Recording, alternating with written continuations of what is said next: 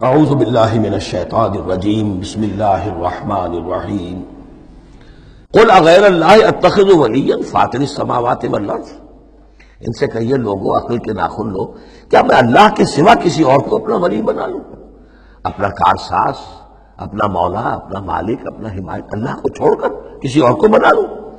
فاطر السماوات والارض، جو کہ آسمانوں اور زمین کا پیدا کرنے والا، تم بھی مانتے ہو کہ وہی پیدا کرنے والا ہے، تو اس کو چھوڑ کر کسی اور کو اپنا ولی بنائیں اور کسی اور کے خود ولی بن جائیں، تو یہ تو بڑی حماقت کی بات ہے، بڑے گھاٹے کا سودا ہے۔ وَهُوَ يُطْعِمُ وَلَا يُطْعَمُ، وہ کھانا کھلاتا ہے، اسے کھانا کھلایا نہیں جاتا۔ تم تو بتوں کے سامنے تو رکھتے ہو، چڑھاوے اور حلوے مانڈے پیش کرتے ہو، اللہ کو تو کوئی ضرورت نہیں، وہ تو کھلاتا ہے تمہیں، وہ رازق ہے۔ قُلْ إِنِّي أُمِرْتُ أَنْ أَكُونَ أَوَّلَ مَنْ أَسْلَمَ، کہہ دیجئے اے نبی ڈنکے کی چوٹ، مجھے تو حکم ہوا ہے کہ سب سے پہلا فرما بردار میں خود بنوں۔ وَلَا تَكُونَنَّ مِنَ الْمُشْرِكِينَ، اور دیکھو تم ہرگز نہ ہو مشرکین کے اندر، مشرکین میں سے۔ قُلْ إِنِّي أَخَافُ إِنْ عَصَيْتُ رَبِّي عَذَابَ يَوْمٍ عَظِيمٍ، کہہ دیجئے کہ خود مجھے اندیشہ ہے اگر میں اپنے پروردگار کی نافرمانی کروں تو بڑے دن کے عذاب کا۔ میں بھی مستثنیٰ نہیں ہوں، میں بھی اللہ کا بندہ ہوں۔ جیسے آپ کو میں کہہ رہا ہوں کہ اللہ کی بندگی کرو، ایسے ہی مجھے بھی اللہ کی بندگی کرنی ہے۔ جیسے تم سے کہہ رہا ہوں کہ اللہ کی فرما برداری کرو، ویسے مجھے بھی کرنی ہے۔ اور جیسے تمہیں بتا رہا ہوں کہ اگر نافرمانی کرو گے تو پکڑے جاؤ گے، ایسے ہی میں بھی اگر بالفرض نافرمانی کروں گا تو مجھے بھی اندیشہ ہے۔ یہ بہت اہم آیات ہیں، ان کو سمجھنا چاہیے۔ قل انی اخاف ان عصیت ربی عذاب یوم عظیم من یصرف عنہ یومئذ فقد رحمہ، وہ عذاب جو ہے جس کی طرف سے پھیر دیا گیا اس دن، اس پر تو اللہ کی بڑی رحمت ہو گئی۔ وذالک الفوز المبین، اور وہی ہوگی روشن کامیابی۔ دنیا کی بڑی سے بڑی کامیابیاں ہیچ ہیں، کوئی حیثیت نہیں، دولت ہے، وجاہت ہے، وقتی عزت ہے، شہرت ہے، اقتدار ہے، یہ ساری چیزیں جو عارضی ہیں، آنی فانی، لیکن یہ ہے کہ اصل مبین جو کامیابی ہے، فوز وہ وہی ہے۔ وَإِن يَمْسَسْكَ اللَّهُ بِضُرٍّ فَلَا كَاشِفَ لَهُ إِلَّا هُوَ، اب یہ توحید ہے جو بیان ہو رہی ہے۔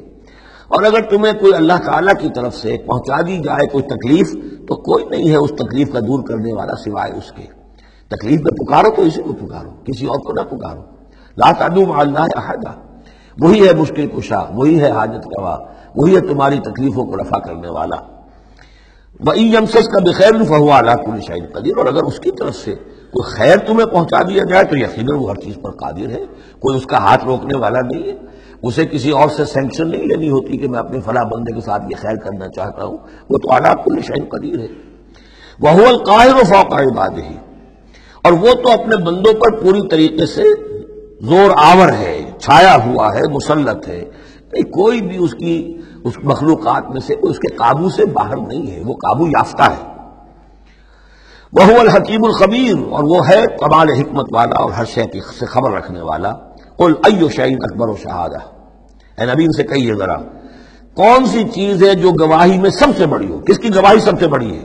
قُلِ اللَّهُ، خود کہیے اللہ کی گواہی سب سے بڑی ہے کہ نہیں؟ شہید بینی و بینکم، اور وہ میرے اور تمہارے مابین گواہ ہے۔ وَأُوحِيَ إِلَيَّ هَذَا الْقُرْآنُ لِأُنذِرَكُم بِهِ وَمَن بَلَغَ، اور میری جانب یہ قرآن وحی کیا گیا ہے تاکہ میں خبردار کر دوں تمہیں اس کے ذریعے سے، اور اس کو بھی جس تک یہ پہنچ جائے۔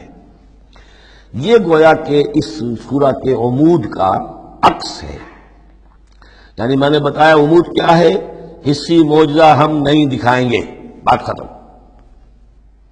لیکن اصل معجزہ یہ قرآن ہے۔ اے نبی ہم نے آپ پر یہ قرآن اتار دیا، آپ اس کے ذریعے تبشیر کریں، اسی کے ذریعے انذار کریں، اسی کے ذریعے تذکیر کریں۔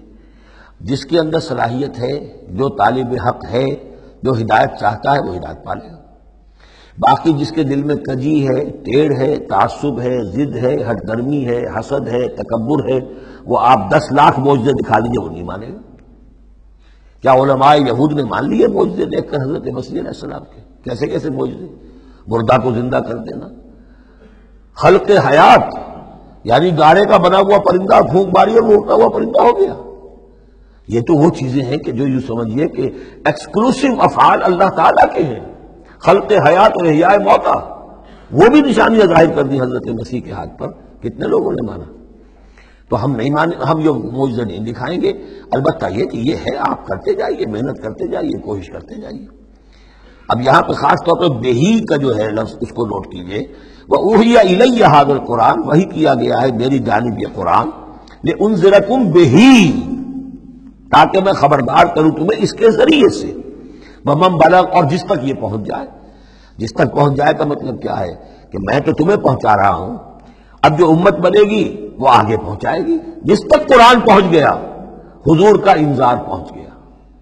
یہ سلسلہ جو ہے تا قیام قیامت، کیونکہ حضور اپنے ہی زمانے کے لیے رسول بن کر نہیں آئے تھے، آپ کو تا قیام قیامت جو ہے اب آپ رسول ہیں، آپ ہی کی رسالت کا دور یہ چل رہا ہے۔ جو انسان بھی قیامت تک دنیا میں آئے گا وہ آپ کی امت دعوت میں شامل ہے، اسے پہچانا پیغام قرآن کا اب ذمہ ہے کس کے؟ امت محمد صلی اللہ علیہ وسلم کے۔ اِنَّکُمْ لَتَشْهَدُونَ أَنَّ مَعَ اللَّهِ آلِهَةً أُخْرَىٰ، اب دیکھیے یہ ہے وہ جو میں نے ابتدا میں بھی عرض کیا تھا تعارف میں، بعض اوقات جو ہے بڑے سرچنگ کویسچنز ہوتے ہیں، کیا واقعی تمہارا یہ کہنا ہے؟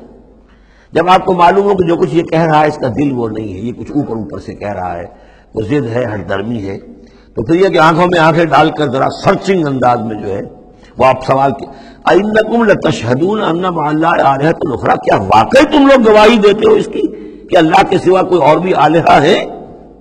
واقعی؟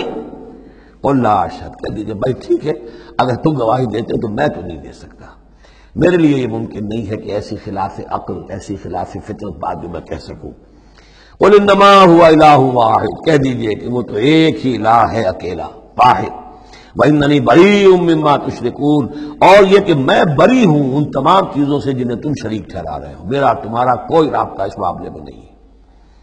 الَّذِينَ آتَيْنَاهُمُ الْكِتَابَ يَعْرِفُونَهُ كَمَا يَعْرِفُونَ أَبْنَاءَهُمْ، اب دیکھیے چونکہ یہ مکی دور کا آخری زمانہ ہے اور اس میں ظاہر بات ہے مدینہ تک بھی خبریں تو پہنچ چکی ہوئی ہیں، وہاں پر بھی کہ کوئی مکے کے اندر ایک دعوت ہے بڑی زور شور کے ساتھ، شد و مت کے ساتھ اٹھ گئی ہے، اور وہاں پر وہ باتیں پہنچ چکی ہیں، اور بلکہ انہی کی طرف سے سکھائے ہوئے سوالات بھی مکے کے لوگ حضور سے کرتے تھے امتحاناً۔ آپ ذرا یہ بتائیے ذوالقرنین کون تھا؟ اگر آپ نبی ہیں تو یہ بتائیے، اصحاب کہف کا قصہ کیا تھا؟ اگر آپ نبی ہیں تو یہ بتائیے، روح کی حقیقت کیا ہے؟ یہ سارے سوالات آئیں گے سورہ بنی اسرائیل میں، سورہ کہف میں۔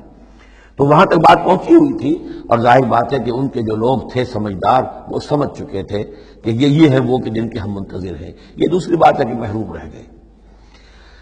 الذین آتیناہم الکتاب، وہ لوگ جنہیں ہم نے کتاب عطا فرمائی تھی، یعرفونہ، پہچانتے ہیں اس کو۔ ہو کی ضمیر دونوں طرف جا سکتی ہے، قرآن کی طرف بھی اور محمد کی طرف بھی صلی اللہ علیہ وسلم۔ باقی یہ میں واضح کر چکا ہوں، قرآن اور محمد مل کر ہی بینہ بنتے ہیں، یہ ایک ہی شے ہے، ایک ہی حقیقت ہے۔ حضور جو ہے قرآن مجسم ہے، قرآن ایک انسانی شخصیت اور سیرت و کردار کا ہیورا پہن لے تو وہ محمد الرسول اللہ صلی اللہ علیہ وسلم، جیسے کہ حضرت ام المومنین حضرت عائشہ صدیقہ نے فرمایا تھا کان خلق القرآن، حضور کی سیرت قرآن ہے۔ کما یعرفون ابناءہم، جیسے کہ پہچانتے ہیں اپنے بیٹوں کو۔ الذین خسروا انفسہم فہم لا یؤمنون، البتہ جو لوگ اپنے آپ کو تباہ کرنے پر تل گئے ہیں تو وہ ایمان نہیں لائیں گے۔ صدق اللہ العظیم۔